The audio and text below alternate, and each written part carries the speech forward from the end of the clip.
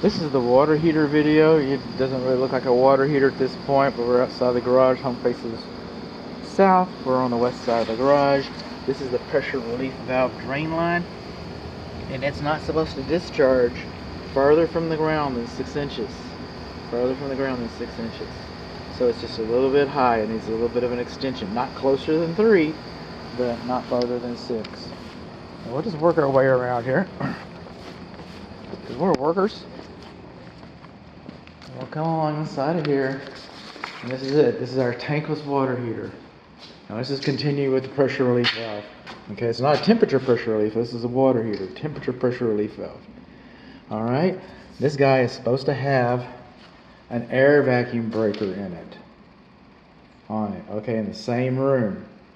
There's your thermostat. In the same room, an air vacuum breaker, and we don't have one of those. And one way to cure that would be to install a safety pan. And some tankless water heaters do not require safety pans because they don't have a tank. Okay, that's why they don't require the safety pans. So some of them don't require tanks, a few of them do. But since you're going to put an air vacuum breaker on the pressure relief valve, it would make practical sense to install a safety pan. Whether it happens or not, we don't know. That's just what I'm here to tell you. Now, underneath here, you see the red tape right there? Okay, this is a sports car. For your return on investment, this is you can bolt this up, and they did. And you can turn it on, like they did. And I'm getting hot water in the house. You'll never know. You'll never know. But if you adjust the gas ports with a manometer, which I'm not sure the plumber had one on his truck or cared to get it out of the toolbox. It might be kind of dusty, but you can dial this in for maximum efficiency. And it may be set right from the factory, kind of like spark plugs. But you never know until you adjust it. And it has not been adjusted. Okay? Then, over here, this little port right there, that's for condensation. Condensate, actually. Okay, this is a high efficiency water heater. Remember the manometer? Okay, high efficiency. So it sweats. It sweats acid. And that port is to take the acid out. And it should have a loop on it. And if it's going back into the sewer system, or maybe you care what it does to your yard, it should have a neutralizing filter. And there's a whole system involved in this. Because if you do not hook this up, if you do not hook up your condensate drain line, where's the condensate going to go? It's going to drain back inside of this system. Is that going to make it last longer? No.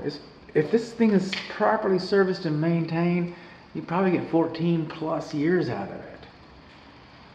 If you let the condensate drain back up in there, it's going to be a 5-year system. You're not going to save enough energy with this to reach your return on investment. You're going to be replacing it. And speaking of replacing it in a 14-year system, maybe. Okay, it's right here. This little screen. It's a very important screen. Believe it or not.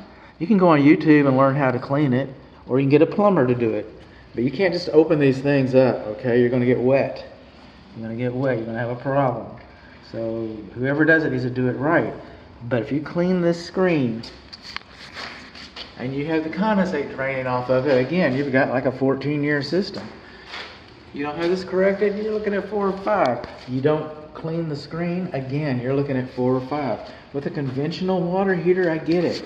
We don't ever maintain a tank water heater. Some of us do, but most of us don't. We just expect that if we ignore a tank water heater, it'll last about 10 years, and we'll get another one, and we've earned enough trust in the brand to do that. We justify the price. Ends justify the means. So, I mean, that's just kind of the way we've, in this part of the country, we've lazily come about with tank water heaters. But this isn't a tank water heater, it's a tankless. And again, it's rather exotic and it requires more maintenance. It will save you money if you treat it right. It will cost you money if you don't.